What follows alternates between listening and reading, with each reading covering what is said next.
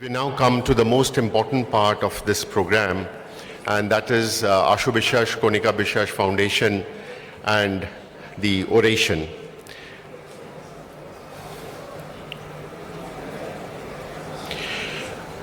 Ashu Biswas, my father, Baba, my creator and my hero. He was a hockey champ, would swim across the Ganges, was an athlete. He took charge of the entire family during in the World War. He was a man of few words, a rock at work and for the family.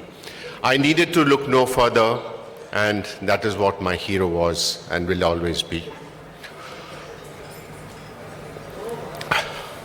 Ma, my first lady, epitome of my joy, taught me everything in life. In remembrance and the desire to perpetuate the memory of these two wonderful people, we created a public welfare and charitable trust, Ashu Biswas Kanika Biswas Foundation, on 16th September 2015. Ashu Biswas Kanika Biswas Foundation throughout the year does charitable work, organizing free outreach programs as well as performing free cataract surgeries for the underprivileged to contribute to the nationwide drive to eradicate the avoidable blindness from our society. This year, Trenetralaya is honored to confer the Ashu Biswas Kanika Biswas Oration to none other than Dr Abhay Raghukant Vasavada, sir.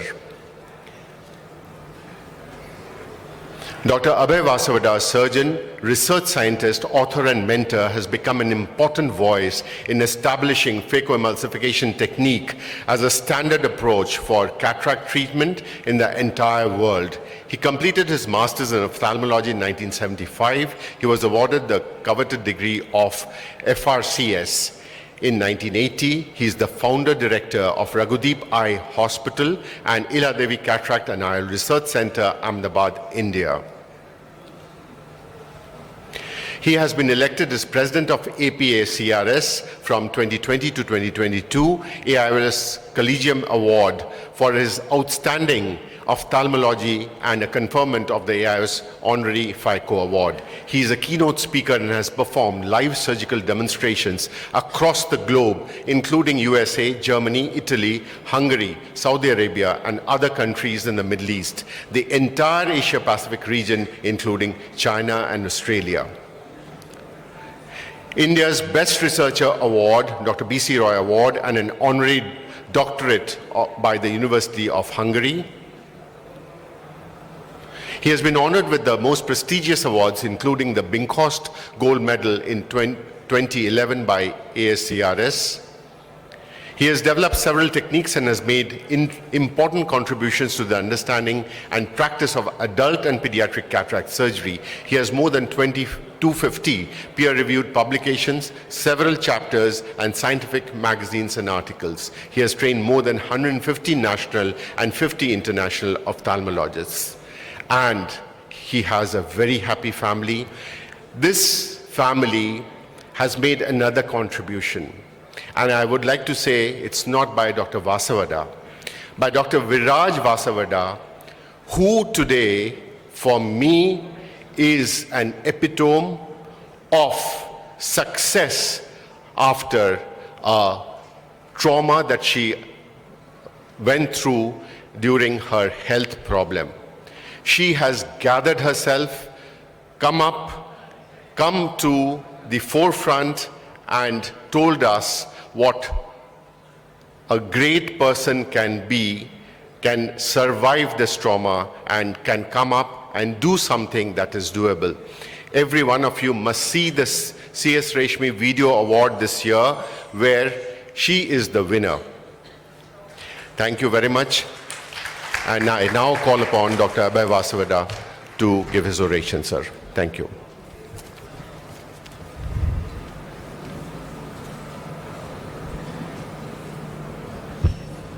Thank you. Thank you.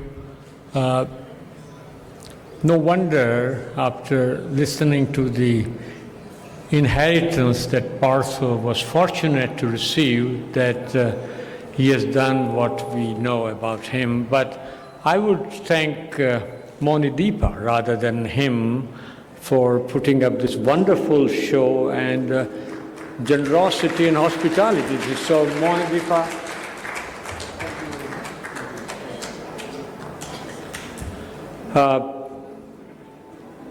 I'm also honored and recognize the presence of Professor Tithial on the stage from whom I learned a lot, and my friends here. I'm really honored to have you here. Ladies and gentlemen, I do receive research grant support from Alcon, but it's no relevance in this presentation. And my colleague, Dr. Deepa Agarwal, and the team in Ahmedabad and Jaipur has helped me to put up this presentation, has taught me over the years what is in the world, or what is it for me and others in the life. So outside the ophthalmology, we have a lot of options, and it's very tempting to have your choice and hobby and whatever you have. But please do not get distracted. Do not look at that picture, but aim or have a habit of the drink of the gods. And passion is the drink of the gods. So please remember that. There are many options you have as you will make a travel or on your path. The drink of gods is the one that you should try to develop or have it. Now, what is it that I'm talking about? What is a passion? Passion is a feeling, if I may say, feeling with ardent interest in that particular area or perspective that you want to see, and has a great desire to achieve that particular interest area, and has a strong enthusiasm as a result that you will achieve. You may call it a craziness or a junoon, but that's what is all passion is all about. And that actually translates for yourself, at least, if not for others, and that's what matters actually, intense enjoyment, having attempted to achieve. You may achieve, you may not achieve. A profound excitement, and as I said, strong emotions in yourself. And that, if you experience that, you don't need to worry about anyone or anything for the time to come or at the present time. But whatever I may say, is it really important? And how do I know my passion or one's patience? I think we do understand, whether we admit or not, but we all, and I am an example, I have been an example for 39 years of my professional career, running on autopilot mode, and I see many of my colleagues arriving in autopilot mode, attend and do the great teaching and great activity in helping colleagues, and once again sit on the autopilot mode, and that's it. And that I've done it for years, and having done that, I realized that it is not all is well, because all is well is the one we are driving through, and that's why we kept doing what we had done, or we are still doing it. So mind would say, and your intellect would tell you that this is well, nothing to worry, you're doing well, you're doing great. Look at the claps you hear, look at the recognition you get, the glamour and everything else. But you and you only you knows when you go to bed, if you are not tired and if you can think, which you most of the time cannot think, you realize that it's not all that well, something is missing. And what is that something? You will have to find out. But you know that there is this, not, it can be better. So your heart says all is not well. And even if you keep telling yourself and others, your team and everybody saying you're doing great and you're very good. So this passion really keeps both the brain, the intellect, which drives you to what is your primary function or duty, activity, and also the heart, which I call soul. So passion is something will connect together, and that is a sure way of getting satisfied yourself. So therefore, passion comes from the soul and not from anywhere else, certainly not from the head. Now, you could be passionate about work, as I was, and I'm still is. That's why I'm here. And that is very good. And you could be passionate about your clinical work, which could be medicine, surgery, counseling, talking, whatever. You could pass on your skill and knowledge and share with it, which is a very noble thing to do. And I'm very happy to see dignitaries on the dais and many of you doing that. And I've emulated many of you over the period that you can pass on. That's good, and that will help you to boost up your passion. And you can expand, which if you're really passionate, beyond the boundaries of the conventional activities, and you can do whatever you want to do. So that's something you can do if you are really passionate about it. So, in other words, passion is the driving force. So those whom you see doing so well in the profession, and the teachers and the researchers, they are getting that force from that passion which is generated from within themselves. And therefore you will be able to dwell deeper and deeper into the area of your expertise, which is quite logical to understand, and you will find many ways for yourself, for your patients, and for persons with whom you are in contact. But that passion can be beyond the primary profession in this context, and it could be anything, and that is one decides on its own. And you can develop that if you have an interest first, then the hobby, and that hobby, and we all have many hobbies, but that's not passion. That's nice enjoyment momentarily or for that particular time of your life or a phase, as I would say. But that sort of thing could be stamp collecting, or you can go on enumerating, and each of if will have so many different hobbies and passions. But converting that hobby into passion is something you cannot develop artificially, or you cannot have a recipe book 1, 2, 3, and the fourth step is passion. It's not like that. It has to be a genuine coming from yourself, and there is no age bar.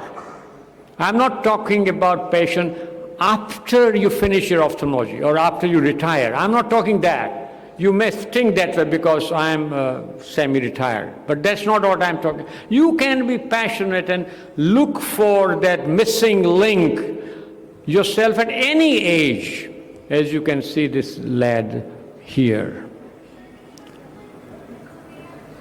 And you can have a passion of physical fitness, which will develop your fitness.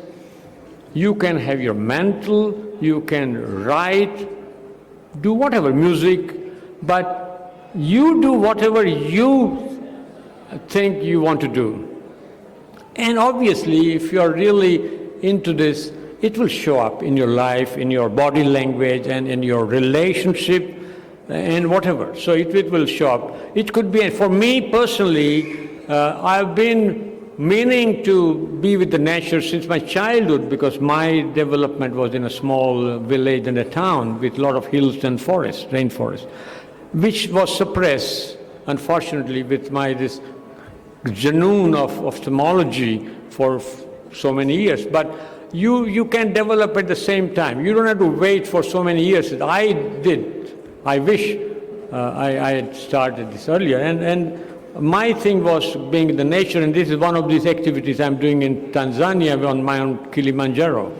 But there is no better example to put across and convince you, if you are not already doing this, to start looking for that. And I really bow down to this Anupama, who really, as you all know by now, was a brilliant volleyball player, and misfortune occurred and had a physical challenge, but that's what it's all about. She had that thing in her mind, and she achieved that summit, and proved the very concept that please remember to develop, look for yourself, what is that you want to do, and pursue that, you see.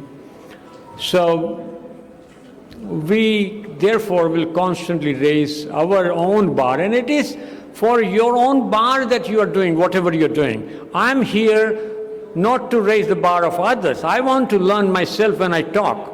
So it is for your own self and your activity that you will automatically keep raising your bar. And we are at our best. We are, as they say, most alive when you have this in yourself. You can have more than one patient. You don't want to be like that. This is a typical scenario today in the world across the globe or planet, that so busy with the mobile computer and so much of a stress. And why? When I started practice, I didn't know how much I'm going to earn or whether I will be successful with my patient. I had no clue. I didn't bother about it, to be honest. I didn't know how much, will happen. No, I was not even thinking. Now you must have a top line, target, bottom line, and so on, proliferation of all these mathematics, puzzles and jigsaws. So that's why these guys are, as you see here. So we really need to have a true energy about it, and this is the way I think, one of the ways probably, to do that. How do I do patients? How do I find my patient? Well, if you are interested in something, or if you desire something, you will find out as a hobby to start with, and once you taste that, you will think, I want to do this more and more. Because if you look for that something, you will find it intensely energizing, very strongly enthusiastic, and profoundly exciting, and you will have to do that to believe this. And guaranteed, everyone already has found it, but they are not either not found it, and you can find, even if you found it, you're not able to do it. I had found out, actually, but I said, no, my priority is to do patients. My priority is to do this, travel, this, that. So you may have suppressed that something which you may have found in that kind of person, but you need to bring it out as early as you can. There will be a lot of resistance, mainly from your own spouses, your family, and your well-wishers. What are you doing? You're a crazy guy. So please do not feel guilty to listen and attempting to find out that something for yourself, because it is you alone is the one who is here, and go away yourself. So please apni awaaz suno. This is what I want to tell you. I listened to it, but I said I switched off that audio for so many years, and I'm trying to turn it, and there is so much resistance. Sit down. You can't do that at this age. You cannot do that. How can you do this? How can you behave like that? And so on. But please remember, dig out your calling. Please do that. There is nothing late for that. And it could be anything. I try to look for this, I like to look for that. Whatever I try to do doesn't matter. But I think we all are designed and in this planet to be with the nature, Mother Nature. All this thing is very glamorous, very tempting and attractive, and it is, and we should not avoid or be away from that. I don't mean that, but also remember your Mother Nature. We remember your parents, but the greater parents or greater thing is up there, and that is being through the Mother Nature. So you can be in the Mother Nature or wherever you want to do, whatever you want to do that, but keep doing it. I realized that I could do this, so I reached to these places and was fit enough because I had that. And you don't have to worry about that. And you don't worry about your behavior. People will joke around you and you'll say, you're so funny you are. But that was the time we enjoyed ourselves, and that was only for ourselves that we did it. So I think you understand it is the essence of life, nothing else. Ophthalmology is nowhere near to this essence. It is that nectar given to us by gods, but this nectar, and you are the bee. We have the nectar, but we are not using that because it's shielded by these kind of duties and mathematics and whatever else. And if I have to say, the tragedy of this, which we all have inside, is that we have sacrificed our very inside, our own self we have sacrificed on the altar of our mind, but also, and I think it's more than mind, altar of our society. And great Guru Dutt from this land has said that, ye rawazon ki duniya, ye sab, I won't sing the song, but ye sab usul riwaz ko rakho, and you may have to do it once in a while, but get over that rather than they're sitting on you. You don't, in a sense, you want to be rebel, but be disciplined rebel. Do not harm anybody. Do not sort of create problems to others. But still you can do that. I can vow that as I'm trying to learn to do that. So sculpt your life yourself. That is the thing, and you can start at any age as this little boy, and he's been encouraged to do what he wants, because unless you actually do that, you will never be able to do it later on. So it is the patient which makes different into that. So what is it? Recap, identify your interest, your desire, something missing, something which energizes you, and so on. Nurture it under supervision, under guidance, under your friends, whatever, yourself, if you are mature and intelligent enough. But the key is the pursuit. We are not pursuing because that's how our habit. We come up with an idea, for example, that this particular technique or this way is good, and you talk about it to your friends or lecture, then you don't pursue it. And then you find after a few years somebody has published that same idea and has get all the credit and recognition. So because you didn't pursue that. So that very fundamental educational, character is whatever you believe in it yourself. You may not be able to achieve what you want, but unless you pursue that particular concept or your thinking, you'll never be able to do that. So please pursue and pursue and pursue. So finally, take great care of yourself, because if you're not physically fit, all of this is theory. You want to do anything, but if you're sitting at home, and I see my own family and other people, they can't do it. So physically fit is not in your hand every time, but you do whatever you can, intellectually expand your intelligence and cognizance and knowledge, mix up with the soul, mix up with the sentiment, or in Gujarati we call it umalko, which is a kind of a sentiment or a manobhav. Add that, whether you want to be believing in God and pursuing that is important, but that's not a necessity in my opinion. So I think if you are passionate, you will go deep and look for the depth of yourself. And that is what is all about. So and I've experienced it, and many of you have experienced already, that when work commitment and pleasure if you enjoy what you're doing, and we are enjoying, that's why we are here, sacrificing your time, family, and here. So there's no debate about it. So you will, if it really becomes one, you will reach that depth where the patient resides, and you will be able to dig it out, and then sky is the limit. So finally, when I look back, I really feel that I'm blessed and fortunate.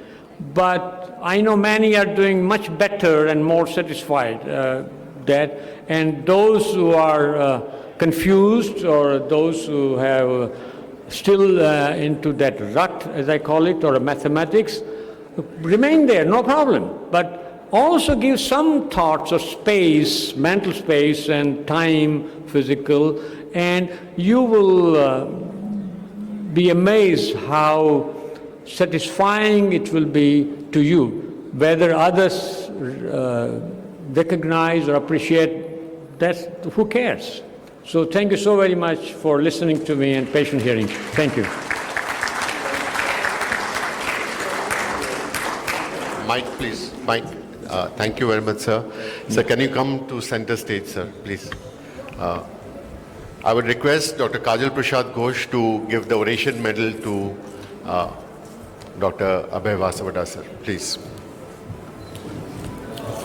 May we all give a standing ovation to Dr. Abhay Vasavada, sir, please.